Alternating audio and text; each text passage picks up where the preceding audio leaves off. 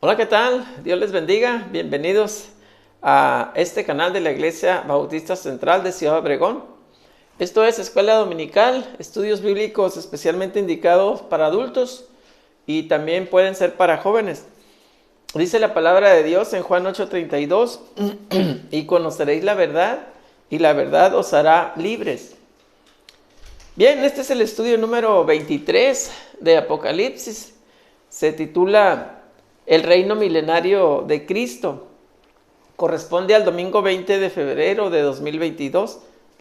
Recuerde que cada domingo a las 10 de la mañana les tenemos nuevos estudios. No se los pierda. Es muy importante que usted conozca de la palabra de Dios. Bien, vamos a leer una parte de la palabra de Dios relacionada con el estudio. La base bíblica completa es Apocalipsis 20 del 1 al 10. Y ahorita vamos a atender Apocalipsis 20 del 1 al 6. Espero que tengan sus Biblias preparadas, hermanos. Empezamos. Vi a un ángel que descendía del cielo con las llaves del abismo y una gran cadena en la mano. Y prendió al dragón, la serpiente antigua, que es el diablo y Satanás, y lo ató por 1000 años. Y lo arrojó al abismo y lo encerró, y puso sus sellos sobre él, para que no engañase más a las naciones, hasta que fuesen cumplidos 1000 años, y después de esto debe ser desatado por un poco de tiempo. Y vi tronos, y se sentaron sobre ellos los que recibieron facultad de juzgar, y vi las almas de los decapitados por causa del testimonio de Jesús y por la palabra de Dios, los que no habían adorado a la bestia ni a su imagen, y que no recibieron la marca en sus frentes ni en sus manos, y vivieron y reinaron con Cristo 1000 años. Pero los otros muertos no volvieron a vivir hasta que se cumplieron 1000 años. Esta es la primera resurrección. Bienaventurado y santo el que tiene parte en la primera resurrección. La segunda muerte no tiene potestad sobre esto, sino que serán sacerdotes de Dios y de Cristo, y reinarán con él 1000 años. Amén. Dios bendiga su palabra. Vamos a orar para poner este tiempo en las manos de Dios. Oramos, hermanos. Bendito Dios y Padre Celestial, te damos gracias por este tiempo y pedimos que tú tomes control de él y que esta tu palabra pueda llegar a muchos corazones necesitados. Sirva también para la edificación de tu iglesia. En el nombre de nuestro Señor y Salvador Jesucristo. Amén. Bien, vamos a la introducción de este estudio, hermanos, que se titula, pues, El reino milenario de Cristo. Sí. Y en este capítulo número 20 de Apocalipsis contiene un resumen de los eventos relacionados al reino milenario de Cristo aquí en la tierra, ¿verdad? En el cual, según el entendimiento de muchos intérpretes, se cumplirán muchas profecías del Antiguo Testamento. Como las siguientes, miren, si usted va a Jeremías 23:5, va a encontrar que dice la siguiente profecía. He aquí vienen días, dice Jehová, en que levantaré a David renuevo justo, y reinará como rey, el cual será dichoso y hará juicio y justicia en la tierra. Sin duda que se refiere a nuestro Señor Jesucristo, ¿verdad? Reinará como rey. Bueno, ahora, en cuanto al reino milenario de Cristo, existe una diversidad de posturas interpretativas, ¿verdad? No se ponen de acuerdo los diferentes teólogos estudiosos de la palabra de Dios, pero hay tres de las más importantes que las tenemos aquí, ¿verdad? La premilenialista, amilenialista y postmilenialista. Vamos a ir viéndolas en ese orden. La primera, premilenialista, ellos creen que la segunda venida de Cristo precede a los 1000 años del reino de Cristo en la tierra. O sea, primero viene Cristo, obviamente después el reino milenario. Sin embargo, entre los premilenialistas existen tres corrientes principales. Dos de ellas ya están decayendo por lo tanto vamos a ver la tercera corriente dentro de los premilenialistas, que es la más común del siglo XX, desde el siglo XX. Ha sido la de los premilenialistas que consideran, fíjese bien, que el milenio es de carácter teocrático, y que mediante el mismo Dios cumplirá el pacto davídico de David. Así es. O sea, la promesa hecha a David de que su trono y su reino sobre la casa de Israel continuarán para siempre. Esa promesa se le hizo a David. Muy bien. Durante el milenio, Cristo reinará literalmente en la tierra como líder político supremo y cumplirá las promesas hechas en el Antiguo Testamento, relacionadas al reino de Israel y a la bendición de los gentiles, ¿verdad? Como la promesa que se le hizo a Abraham, pues en ti serán benditas todas las naciones de la tierra. Bueno, aquí se está hablando de la bendición de los gentiles. Número 2, los amilenialistas. Vamos a ver esa corriente, esa interpretación. Básicamente esta interpretación niega que haya literalmente un reino milenario de Cristo después de la segunda venida aquí a la tierra. Entonces, ellos niegan que haya un reino milenario. Para ellos, los 1000 años están contenidos en el lapso de tiempo entre la primera y segunda venidas de nuestro Señor Jesucristo. Y culminarán cuando Cristo regrese, por lo tanto, ¿no? Aquí a la tierra en su segunda venida.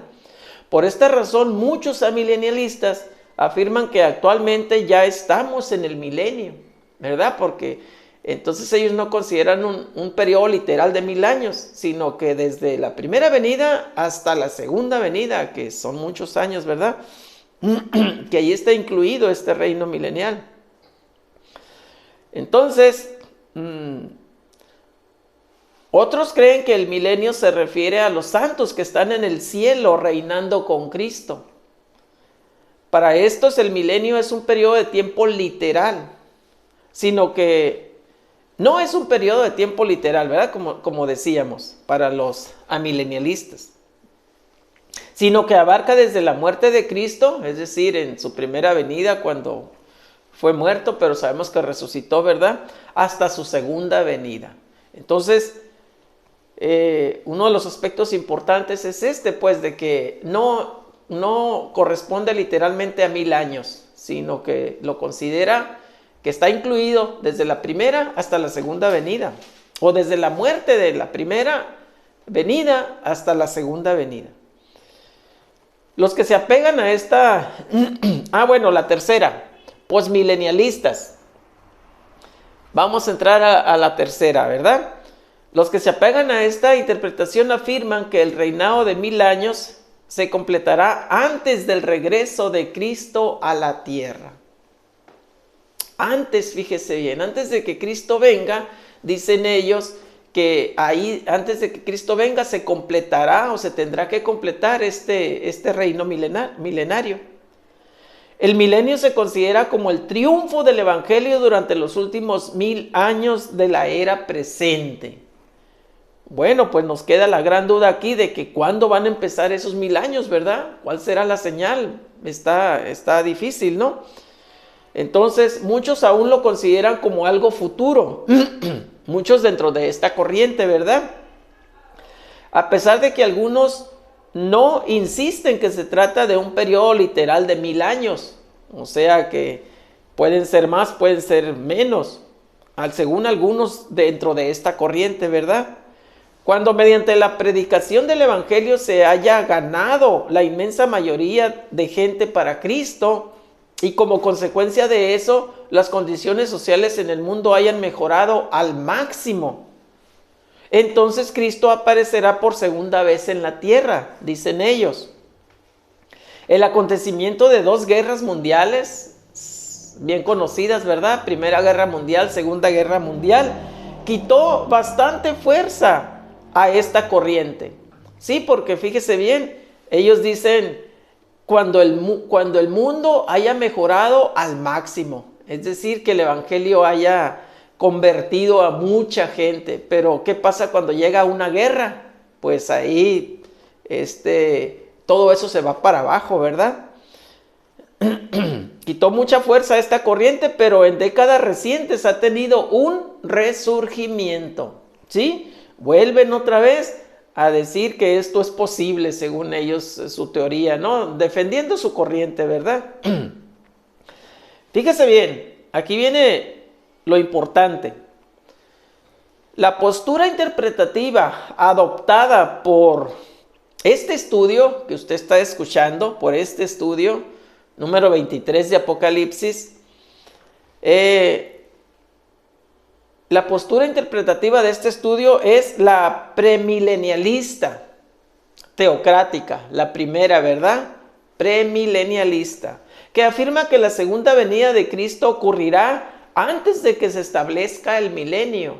Sí, ¿verdad? Suena muy lógico, muy obvio. Viene Cristo y establece ese reino milenial, porque ¿quién lo va a dirigir? ¿Quién va a ser el gran líder supremo? Pues Jesucristo, ¿verdad? Tiene bastante sentido. El cual será literalmente el reinado de Cristo en la tierra por espacio de 1000 años, literalmente 1000 años. Durante ese periodo de tiempo, Cristo será el gobernante político mundial que restaurará el reino de Israel. Qué bonito y qué importante, ¿verdad? Restaurará el reino de Israel, el pueblo escogido de Dios, y llevará a su cumplimiento todas las promesas que aún están pendientes desde el Antiguo Testamento. La monarquía davídica de David será restaurada en la persona de Jesucristo. Ya leíamos por ahí, ¿verdad? En un pasaje del Antiguo Testamento que es una profecía acerca de esto. En la persona de Jesucristo, quien reinará sobre Israel y todas las naciones, y la tierra prometida serán poseídas en su totalidad por Israel. La tierra prometida desde allá cuando lo sacó de Egipto, ¿verdad? Que les dijo que iba a poseer un gran pedazo, una gran porción de tierra, y que hasta la fecha no se ha cumplido. Pero ahí entonces se dice que ahí se va a cumplir. En el reino milenario de Cristo, Israel va a poseer toda la tierra prometida que dijo Jehová en aquel tiempo, ¿verdad? Cuando lo sacó de Egipto. Muy bien. Vamos a ver el análisis del texto bíblico. En Apocalipsis 20 del 1 al 3, dice la palabra de Dios: vi a un ángel que descendía del cielo con la llave del abismo y una gran cadena en la mano, y prendió al dragón, la serpiente antigua, que es el diablo y Satanás, y lo ató por 1000 años, y lo arrojó al abismo, y lo encerró y puso sus sellos sobre él, para que no engañase más a las naciones, hasta que fuesen cumplidos 1000 años, y después de esto debe ser desatado por un poco de tiempo. Bueno, el abismo, ¿qué es el abismo? ¿A qué se refiere esta palabra del abismo? Pues es el mismo lugar de los demonios. Si usted va a Apocalipsis 9:11, ahí va a encontrar algo de esto. El abismo es allí donde Satanás, después de ser encadenado, será encerrado bajo un sello que no podrá quitar él, encerrado, lo que hará imposible que él siga engañando a las naciones. Luego Satanás será nuevamente puesto en libertad por un poco de tiempo, ¿verdad? Es decir, Satanás es encadenado y encerrado en el abismo por 1000 años. Y después va a ser desatado, pero dice por un poco de tiempo, ¿verdad? Obviamente el propósito de esta acción por parte de Dios a través de un ángel es neutralizar por completo a Satanás durante esos 1000 años. No va a poder hacer nada. Nada de sus maldades que está acostumbrado a hacer, nada va a poder, mientras esté el reino milenario de Cristo. La intención no es restringirlo parcialmente, sino impedirle por completo, impedirle del todo cualquier actividad. Nada se le va a permitir hacer dentro de ese tiempo. Esta inactividad total se hace evidente en los pasajes bíblicos que tienen que ver con el milenio, con este reino milenario. en los cuales nunca aparece Satanás en acción en el mundo. ¿Por qué? Porque está encadenado y está en ese abismo encerrado, ¿verdad? Muy bien. Al presente, Satanás es un personaje muy activo actualmente, hoy en día, y lo ha sido a lo largo de la historia, muy activo. De hecho, él está más activo ahora que en épocas pasadas, fíjese. Y conforme se acerca el fin, él continuará aumentando su actividad en oposición, por supuesto, al plan de Dios. No hay ninguna evidencia de que Satanás esté atado hoy en día, para nada. La maldad está en todas las partes y regiones de nuestro mundo.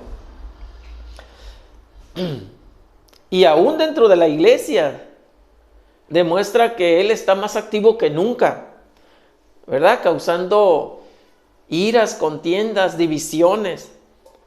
Las naciones del mundo están siendo engañadas mediante la incesante actividad del poder engañador de Satanás. Él es el padre de mentira, ¿verdad? Del engaño, dice la palabra de Dios.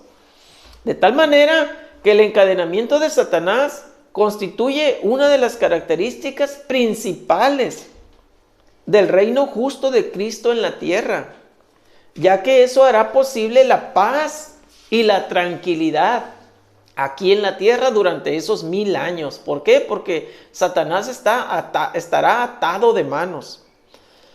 Además de que no habrá la lucha espiritual que hay ahora, ¿verdad? Tenemos una lucha, vivimos con una lucha espiritual constante. Todo ser humano tiene la tendencia de hacer el mal. ¿Por qué? Por eso mismo, ¿verdad? De que Satanás anda suelto. De hecho, el único periodo en toda la historia de la humanidad, fíjese bien, el único periodo en toda la historia de la humanidad en el cual Satanás no llevará a cabo su obra de engaño, será en esos 1000 años en los que Cristo reinará. El único periodo, fíjese, donde Satanás no hará su obra de maldad, porque sabemos que desde que estaban Adán y Eva en el paraíso, ahí empezó a actuar, ahí mismo empezó a actuar Satanás engañando a Eva primeramente, y después Eva le da del fruto a Adán. Muy bien. Vamos a ver el versículo 4. Aquí lo tenemos. Y vi tronos, y se sentaron sobre ellos los que recibieron facultad de juzgar. Y vi las almas de los decapitados por causa del testimonio de Jesús y por la palabra de Dios, los que no habían adorado a la bestia ni a su imagen, y que no recibieron la marca en sus frentes ni en sus manos. Y vivieron y reinaron con Cristo 1000 años. Bueno, entonces, ¿quiénes son los que se sientan sobre estos tronos? Ahí está la palabra subrayada. ¿Y cuál es la facultad de juzgar que reciben? Una posibilidad es que se trata de todos los santos, tanto de la iglesia como de Israel. Esa es una posibilidad, ¿verdad?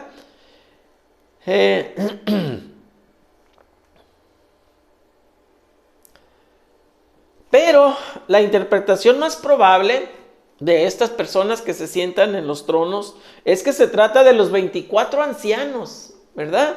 Que empezamos a ver desde el principio del Apocalipsis. Los 24 ancianos que se mencionan en Apocalipsis 5. Si usted va a Apocalipsis 5, del 8 al 10, fíjese bien, va a encontrar que dice: y cuando hubo tomado el libro, los 4 seres vivientes y los 24 ancianos, ahí está, ¿verdad?, se postraron delante del Cordero. Todos tenían arpas y copas de oro llenas de incienso, que son las oraciones de los santos. Y cantaban un nuevo cántico diciendo: digno eres de tomar el libro y de abrir sus sellos, porque tú fuiste inmolado y con tu sangre nos has redimido para Dios, de todo linaje y lengua y pueblo y nación. Y nos has hecho para nuestro Dios reyes y sacerdotes. Y fíjese bien cómo termina: y reinaremos sobre la tierra, ¿verdad? Reinaremos. ¿Con quién? con Cristo, ¿verdad? Así es. El Cordero, que fue el único digno de abrir, ¿verdad? Los sellos. Y esto que acabamos de leer concuerda con la profecía dada por Jesucristo.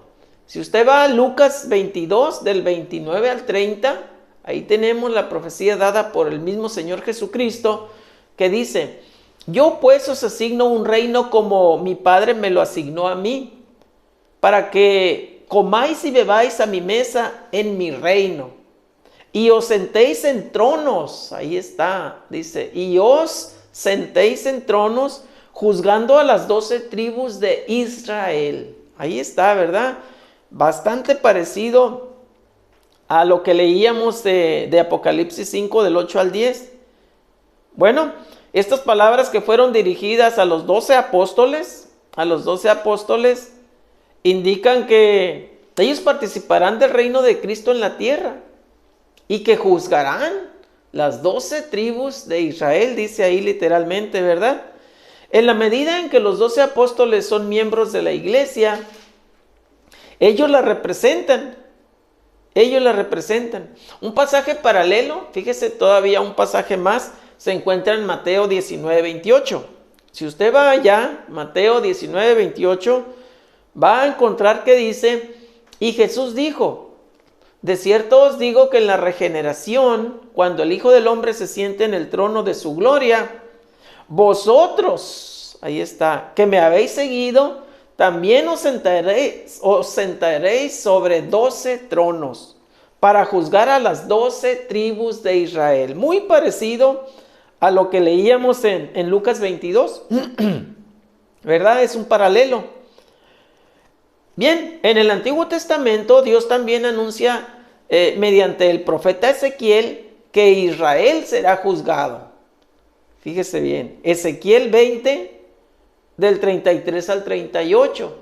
Si usted va allá, va a encontrar que dice: vivo yo, dice Jehová el Señor, que con mano fuerte y brazo extendido y enojo derramado he de reinar sobre vosotros, y os sacaré de entre los pueblos, y os reuniré de las tierras que estáis esparcidos, con mano fuerte y brazo extendido, y enojo derramado, y os traeré al desierto de los pueblos, y allí litigaré con vosotros cara a cara, como litigué con vuestros padres en el desierto de la tierra de Egipto.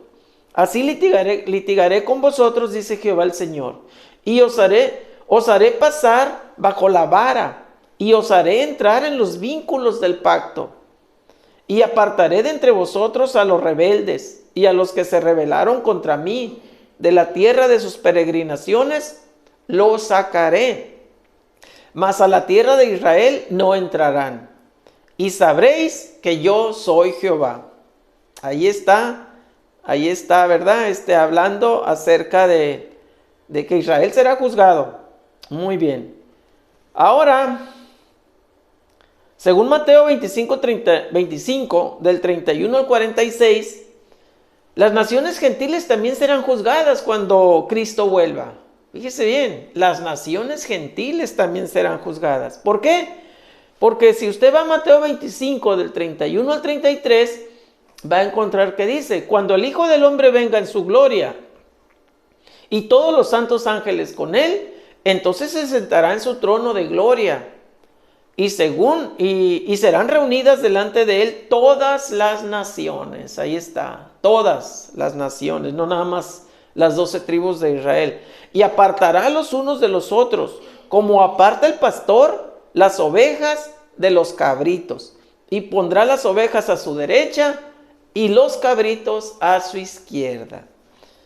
Ahí está, ¿verdad? Muy bien.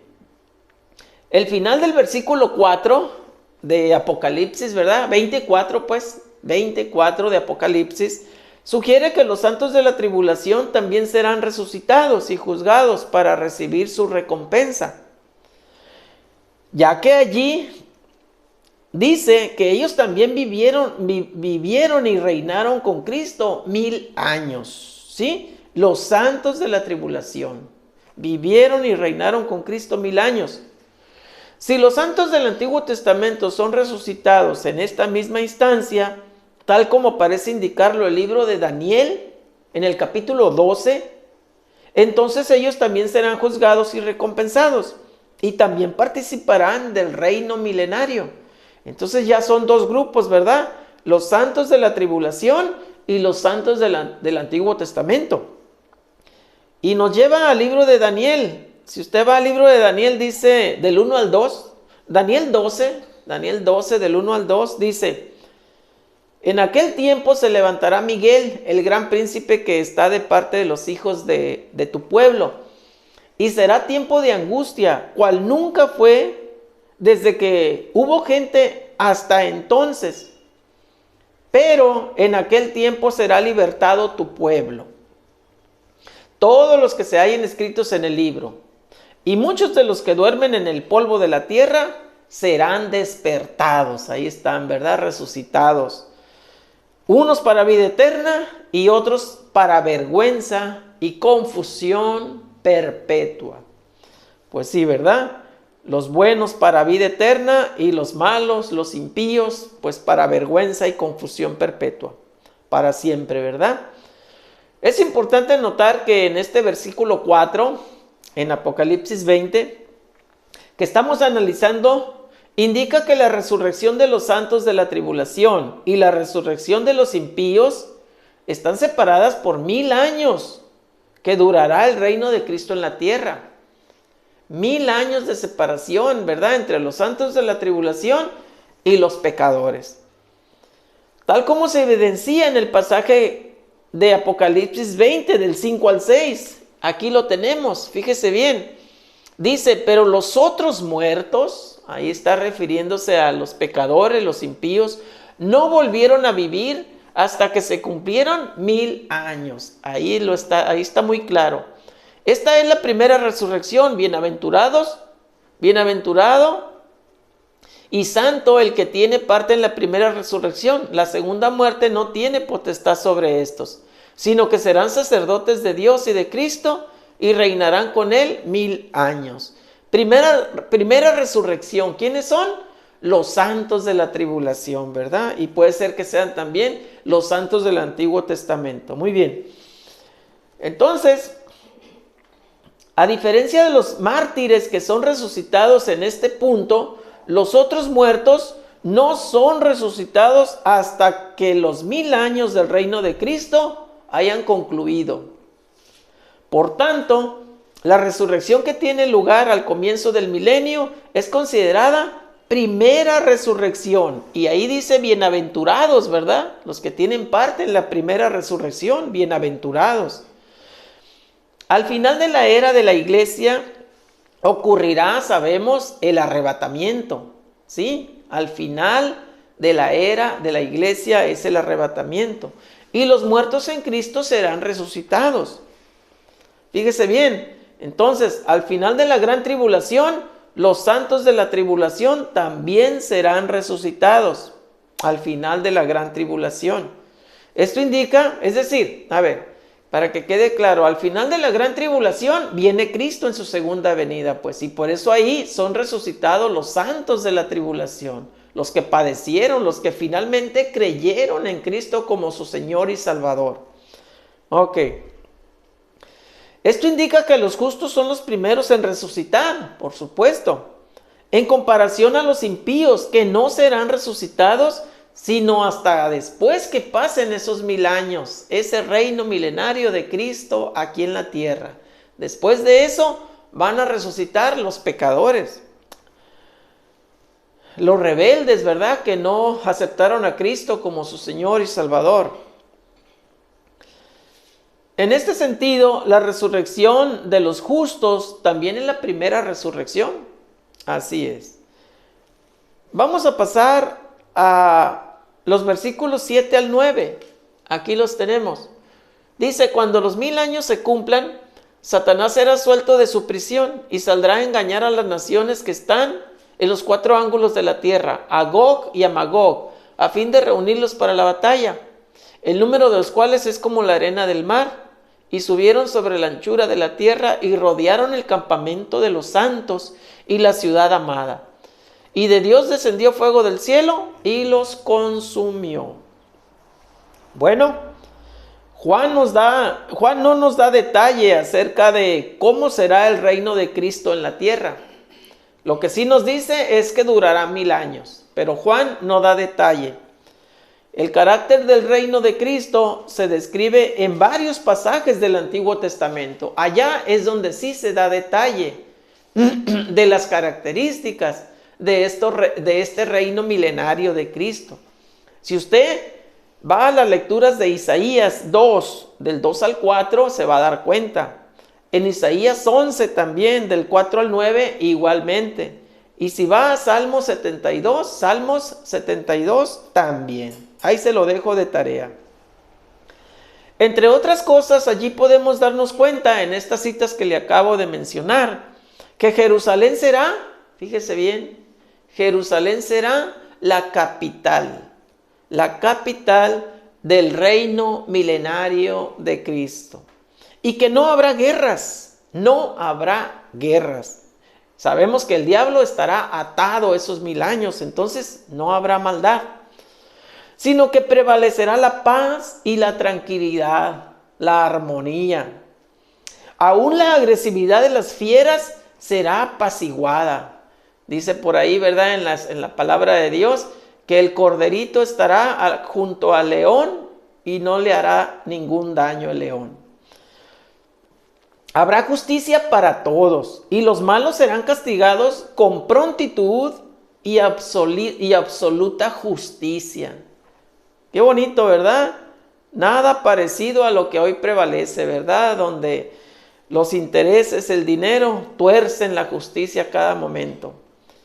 Bien, la prominencia de Israel se hace evidente en las descripciones que muchos pasajes del Antiguo Testamento hacen del milenio. La prominencia de Israel, es decir, el realce de Israel, ¿verdad? Decimos que ahí está la capital, pues la capital del reino milenario de Cristo está en Israel, la ciudad de Jerusalén. ¿Cómo no va a ser prominente entonces el pueblo de Israel, verdad, en el reino milenario? Por supuesto que sí. Después de la experiencia purificadora de la gran tribulación, aquellos que sobrevivan serán ciudadanos del reino. Después de que los israelitas impíos sean excluidos, los gentiles justos comparten de las bendiciones del milenio. También los gentiles justos. Y también gozarán de todos los beneficios del reino de Cristo. Pero cuando los 1000 años se cumplan, Satanás será suelto de su prisión. Sabemos que dice la palabra por un poco tiempo, ¿verdad? Por lo tanto, sin pérdida de tiempo, reanudará su actividad engañosa entre las naciones de la tierra. Sabe que le queda muy poco tiempo y por supuesto que se va a apurar, ¿verdad?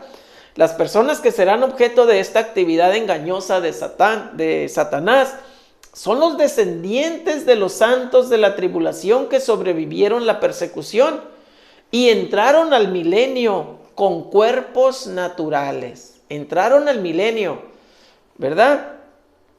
Pero sabemos que pasaron 1000 años. Entonces, los que salen del milenio, pues vienen a ser, aquellos primeros vienen a ser sus tatarabuelos, ¿verdad? O más tátaras todavía, porque en 1000 años hay muchas generaciones. Así es. Por supuesto, como dice aquí, ¿verdad? Fíjese bien. Después de 1000 años, los hijos de aquellos que entraron al milenio serán más que sus padres. Es lo que les decía ahorita, ¿verdad? Porque son varias generaciones. Una gran cantidad de ellos habrán tenido que someterse a las reglas del reino, ¿verdad? Mientras Satanás estaba atado. Y habrán observado una obediencia externa, fíjese bien, externa nada más. Pero en su interior no se habrán rendido verdaderamente a Cristo. En su inexperiencia con la tentación, estos se convertirán en presa fácil de Satanás. Tristemente, ¿verdad? Y lo seguirán en su plan rebelde. Todos aquellos que siguen a Satanás en su rebelión contra Dios son tan numerosos, dice la palabra, como la arena del mar. Muchísima gente, mucha gente. Este gran ejército liderado por Satanás y que proviene de los 4 ángulos de la tierra, dice la palabra de Dios, rodea el campamento de los santos, es decir, la ciudad de Jerusalén. La ciudad de Jerusalén. Claro que Cristo permite que el ejército rebelde se reúna y sitie la ciudad capital. Jesucristo lo permite. Ok. Pero tan pronto ese ejército se sienta listo para atacar, ¿qué dice la palabra de Dios?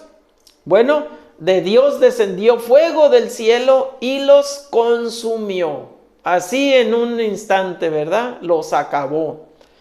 Así termina, fíjese bien, así termina el último intento de Satanás por usurpar el lugar que le pertenece solamente a Dios. Así termina su actividad de Satanás, del diablo, ¿verdad?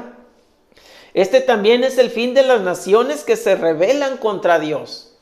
Decía que era un ejército como la arena del mar, incontable, ¿verdad? Toda la gente rebelde que durante el reino milenario fue obediente nada más, digamos, externamente, pero acá dentro del corazón estaba en contra. Entonces fueron presa fácil de Satanás y Satanás los jaló para su ejército, pero en un instante que descendió fuego del cielo fueron consumidos. Versículo 10.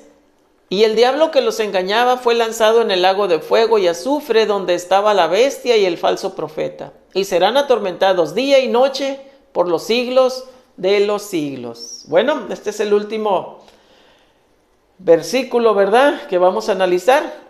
Dice aquí, pues, que Satanás, quien comenzó su carrera de engañador, seduciendo a Eva en el jardín del Edén, continuará su papel de engañador hasta el día mismo de su juicio final. En ese acto del juicio divino, Satanás va a parar al mismo lugar al que 1000 años antes fueron lanzados la bestia y el falso profeta. Faltaba nada más que fuera lanzado Satanás, ¿verdad? Allí serán atormentados día y noche por los siglos de los siglos. La palabra de Dios deja bien claro que la muerte, fíjese bien, la muerte no es la aniquilación de la existencia. Los malos existirán para siempre en el tormento. Pero vea qué diferencia, ¿verdad? Ahora, mientras los justos existirán para siempre en la gloria. Los malos para siempre en el tormento y los justos para siempre en la gloria. Entonces el lago de fuego y azufre será también el destino de todos los que no acepten a Cristo y por ende sigan a Satanás. ¿Cómo la ven? Así llegamos al final de este estudio. Ahora seguramente usted tiene respuestas a las preguntas que ve en pantalla. ¿Cómo la ven? Número 1, ¿cuáles son las 3 posturas interpretativas acerca del reino milenario de Cristo? Al principio las pusimos en una sola pantalla, las 3, ¿verdad? Número 1, premilenialista, ¿verdad? Esa fue la número 1. La número 2, amilenialista. Y número 3, postmilenialista. Así es. Número 2, ¿cuál de las posturas vistas es la que se considera más acertada? De esas 3, pues, que acabamos de mencionar. ¿Se acuerdan? La premilenialista, ¿verdad? Y premilenialista teocrática. Así es, esa es. Número 3, ¿qué afirma la postura premilenialista teocrática? Bueno, esa es la que estamos nosotros, ¿verdad?, creyendo en esa tendencia. Pero ¿qué afirma? ¿Se acuerda? Afirma que la segunda venida de Cristo ocurrirá antes de que se establezca el reino milenial. Pero tan solo un poquito antes, ¿verdad? Porque viene Cristo y establece su reino milenial. Entendemos que rápido, ¿verdad? Muy bien. Número 4. ¿En qué condiciones estará Satanás durante el reino milenario? Muy fácil, ¿verdad? ¿En qué condiciones estará Satanás durante el reino milenario de Cristo aquí en la tierra? Pues estará atado, ¿verdad?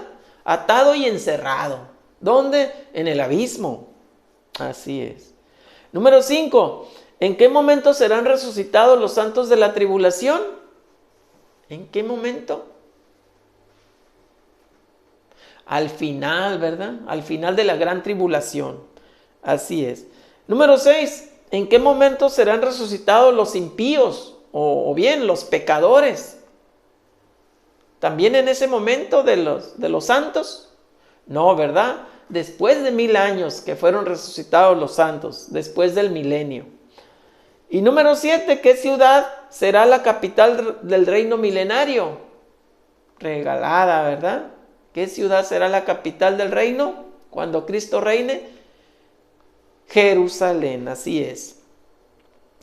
8. ¿Cómo termina el último intento de Satanás por usurpar el lugar que le pertenece solamente a Dios? ¿Cómo termina el último intento de Satanás? Y no nada más de él, sino de todo el ejército que jaló para él mismo, ¿verdad? Pues Dios hizo descender fuego del cielo y los consumió. Muy bien. Ahora, ¿qué palabra va en la rayita ahí? Los malos existirán para siempre. ¿Dónde? Los malos existirán para siempre en el tormento. Y los justos existirán para siempre en la gloria, ¿verdad? En la gloria. Qué gran diferencia, ¿verdad?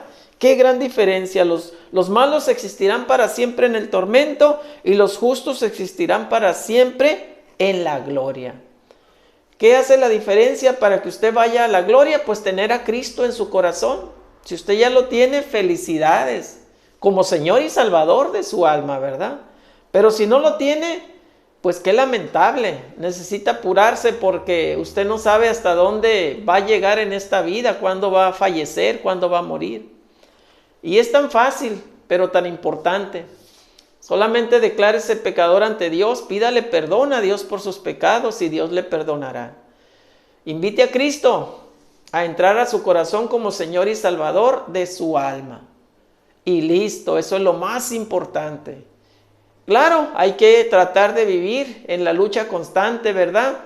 De vivir en la voluntad de Dios. ¿Y dónde está la voluntad de Dios? En su palabra, en la Biblia. Si usted no ha hecho esta profesión de fe, créame que será lo más importante que haga en toda su vida. Si se decide a hacerlo, por supuesto, de una forma sincera. Porque aquí está la gran diferencia, mire, aquí está. ¿Dónde estarán los malos por la eternidad y dónde estarán los justos por la eternidad? Aquí abajo le dejo más información de esto último que le estamos diciendo. Bien, gracias por haber estado con nosotros. Le invitamos a seguir en contacto por este mismo medio el próximo domingo a las 10 de la mañana. Le tendremos un nuevo estudio de la palabra de Dios. Vamos a orar para así quedar despedidos. Bendito Dios y Padre Celestial, te damos gracias por esta tu palabra que ha sido expuesta. Te pedimos que puedas seguir llegando a muchos corazones necesitados y que asimismo sirva para la edificación de tu iglesia. En el bendito y glorioso nombre de tu Hijo amado, nuestro Señor y Salvador Jesucristo, te lo pedimos todo y te damos las gracias. Amén. Hasta la próxima. Dios les bendiga.